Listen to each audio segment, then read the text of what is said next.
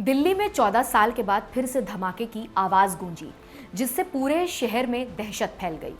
सोमवार शाम Lal Qila metro station के पास हुए जोरदार धमाके में 12 लोगों की मौत हो गई, जबकि कुल मिलाकर 24 लोग घायल बताए जा रहे हैं। जैसा ही धमाका हुआ, आसपास अफरा तफरी मच गई और लोग जान बचाने के लिए इधर उधर भागने लगे। ये इलाका दिल्ली के सबसे भीड़भाड़ और सुरक्षात्मक इलाकों में से एक माना जाता है। इसलिए ये और भी हैरानी की बात है कि वहां तक धमाका करने वाली कार आखिर कैसे पहुंची। अब पुलिस और केंद्रीय जांच एजेंसियां मिलकर हर एंगल से जांच में जुटी हैं। कौन लोग इसमें शामिल थे, कार कहां से आई और धमाके में किस तरीके का विस्फोटक इस्तेमाल हुआ। शुरुआती जांच में कुछ ऐसे खुलासे हो रहे हैं जो चौंकाने वाले हैं, यानी मामला पहले जितना लग रहा था उससे कहीं ज्यादा गंभीर हो सकता है। कुल मिलाकर दहशत एक बार फिर से दहशत के माहौल में है और लोग ये जानना चाहते हैं कि आखिर इस घटना के पीछे कौन है और इसे दोबारा होने से कैसे रोका जाएगा। अब आपको शुरू से बताते हैं। 10 नवंबर की शाम 6:55 पर दिल्ली के लाल किला के पास गेट नंबर 1 जो मेट्रो है, वहां पर हुए ब्लास्ट में अब तक क्या कुछ पता चला, ब्लास्ट के नए तार पुलवामा तक कैसे पहुंचे और जिस कार के इर्द गिर्द ये पूरी घटना घूम रही है उस कार के बारे में अब तक क्या क्या हमें पता चला है, कौन सी एजेंसियां जांच में लगी हैं और कौन उन एजेंसियों के लगने का मतलब क्या होता है। साथ ही जिन धाराओं में अब तक मामला दर्ज किया गया है उन धाराओं में क्या कुछ कहा गया है और ये किस तरीके के संकेत हैं, इन्हीं सवालों के जवाब हैं जो हम इस वीडियो में आपको बताएंगे और बातचीत के जरिए समझाने की कोशिश करेंगे, इन तथ्यों को अच्छे से समझ सकें। अब आपको बता दें कि कल शाम से ही हमले के बाद से पुलवामा तक इसके तार जोड़े जा रहे हैं।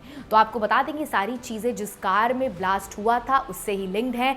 तो अब ये धमाका हुआ उसके बाद जो एजेंसीज हैं, चाहे वो आईबी हो, दिल्ली पुलिस हो, एनएसजी हो, एनआईए हो, ये सारी टीम्स वहाँ पर डिप्लॉय हुई हैं और उन्हें ये फिगर आउट करना शुरू कर दिया है कि आखिर एग्जैक्टली मामला क्या था। हमने आपको ऑन द स्पॉट भी वीडियो पे बताया था कि कैसे वहाँ पर हालात जो हैं वो पेचीदा बने हुए थे। शुरू में ऐसा लग रहा था कि किसी कार में आग लग गई है और ये एक मतलब दिल्ली एनसीआर में जहां सीएनजी गाड़ियां खूब चलती हैं वहां पर इक्का दुक्का ऐसे इंसिडेंट्स हो जाते हैं, कभी भी सीएनजी में आग लग जाती है और फिर उसके बाद कार जो है वो पूरे तरीके से जलकर खाक हो जाती है। शुरू में यही अनुमान लगाया गया, लेकिन क्योंकि जो आसपास के लोग थे उन्होंने एक बहुत लाउड नॉइस सुनी थी, बहुत दूर तक वो धमाका सुना था और दूसरा जो आपको बता दें कि वहां पे जो डेब्री था वो पूरा मलबा बिखरा हुआ था, उसको देखकर ऐसा लगता था कि बहुत जोर से यहाँ पे कोई चीज दागी गई है। मेट्रो के जो गेट के शीशे थे वो टूट गए थे, कोई एक विक्टिम थे उनके जो शरीर थे वो शत विशत हो गए थे, कार पूरे तरीके से जो है क्षतिग्रस्त हो गई थी और इसके अलावा आग भी लग गई थी, जो कि एक नॉर्मल सीएनजी ब्लास्ट में नहीं देखने को मिलता है। इस वीडियो में भी हम देखते हैं कि इनका मतलब जैसे साफ एक मतलब अगर हम आपको डिटेल में हम कोशिश करेंगे कि आपको अच्छे से बताने की कोशिश करें, लेकिन ये एक्सपर्ट्स आपको ज़्यादा तरीके से बेहतर बता पाएंगे।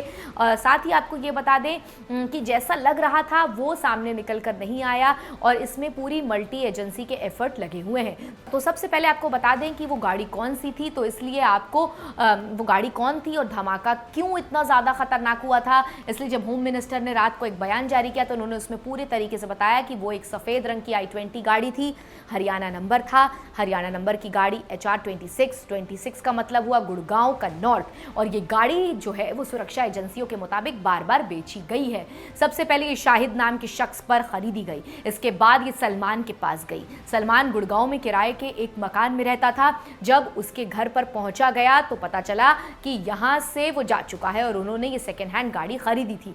गाड़ी जो है वो 8 मार्च 2014 को उसकी रजिस्ट्रेशन है और इसके बाद फिर ये खबरें आई कि सलमान से पूछताछ की गई है। पुलिस ने सलमान से ये गाड़ी के बारे में पूछताछ की और ये रिपोर्ट किया गया कि सलमान जो है वो गाड़ी लेकर ओखला के रहने वाले देवेंद्र के पास और फिर ये कार पहुंची रॉयल कार जोन जो कि गुड़गांव में है, जो कि सेकेंड हैंड गाड़ियों की रिवृश करता है और धंधा करता है। उनसे ये कार पहुंची तारिक के पास, तारिक पुलवामा के बताए जा रहे हैं। पुलवामा में ये वही गाड़ी पहुंची डॉक्टर उमर के पास, डॉक्टर उमर जिनका ताल्लुक बताया जा रहा है या लिंक किया जा रहा है पुलवामा, और पुलवामा से ये मामला फिर पुलवामा तक जुड़ जाता है। तो कुल मिलाकर जब ये डॉक्टर उमर तक ये गाड़ी जाती है तो पुलवामा से इसके लिंक जुड़ जाते हैं।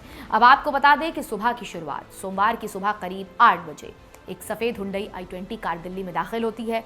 8:04 पर वो बदरपुर टोल बूथ से गुजरती है, यानी कि वो आधिकारिक तौर पर दिल्ली की सीमा में आ चुकी थी। किसी को अंदाजा भी नहीं था कि यही कार शाम तक पूरे शहर को हिला देगी। थोड़ी देर के बाद करीब 8:20 में यही कार ओखला इंडस्ट्रियल एरिया के पास एक पेट्रोल पंप पर दिखाई देती है। शायद वहां उसे पेट्रोल भरवाना या कुछ देर वहां पे रुकती है। कैमरे में बस इतना ही रिकॉर्ड हुआ कि कार वहां आई थी। घंटों के बाद 3:19 बजे दोपहर ये कार लाल किले के पास बने पार्किंग क्षेत्र में दाखिल होती है। ये वो वक्त है जब वहाँ सैलानियों की भीड़ रहती है, लेकिन कार को किसी ने खास नोटिस नहीं किया। कार करीब 3 घंटे तक वहाँ खड़ी रही, चुपचाप, बिना किसी हलचल के। शाम की हलचल 6:22 पर वही कार पार्किंग से बाहर निकलती है। ठीक उसी वक्त आसपास काफ़ी भीड़ थी, लोग दफ्तरों से लौट रहे थे, पर्यटक घूम रहे थे, सब कुछ सामान्य लग रहा था। और फिर 30 मिनट के बाद यानी 6:52 पर लाल किले के पास जबरदस्त धमाका होता है।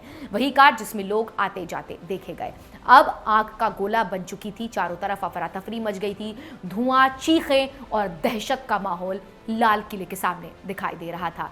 धमाके के बाद पुलिस और जांच एजेंसियों ने फौरन सीसीटीवी फुटेज खंगालना शुरू कर दिया।